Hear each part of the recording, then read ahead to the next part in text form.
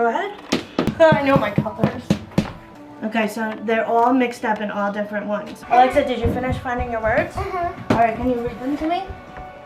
With Yes, wit. That's right. Well, what's that last letter? T. Yeah. My favorite thing is doing these type of things. Like doing the things for each, like, country. Learning about the countries, the way we do?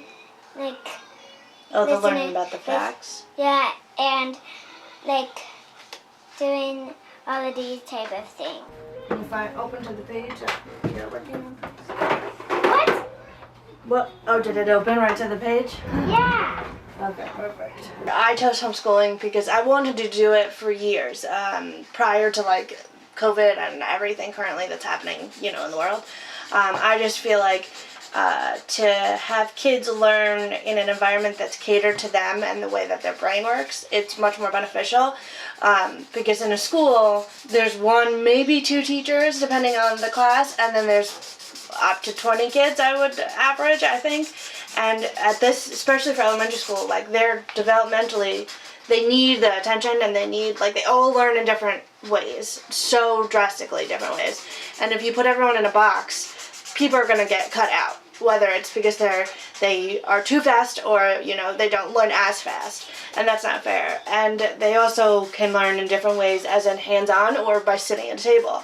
And if you can't learn sitting at a table, which is the stereotypical way you learn in a school, then you are deemed like you're put in another category, and that's not fair, because they might be just as smart, but they just might not be able to learn sitting at a table staring at somebody talk at them.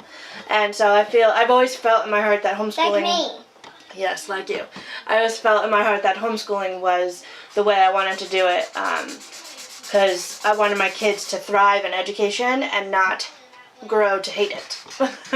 This is for my children. I believe this is for them to thrive and love education, was if we were always going to stick with homeschooling. And I know families that did, K through 5th grade and then sent them to middle school, or K through 8th grade and then sent them to high school, or whatever the case may be. And I think that's important to state, is that you never have to do anything forever. And if she's doing really well now, and if things change, I'm not gonna hold her back, because that would contradict the whole point of homeschooling. So if I feel like she would do better in a school setting, I would want to find a school that aligns with our values and our morals. That might not be public school, or it might be a private school or a Montessori school or whatever the case might be, but I would send her there. I'm not against sending her to a building to learn, I think it depends on each kid and the situation and the best thing for them, and that's all that it comes down to. I feel like that's all I want to do.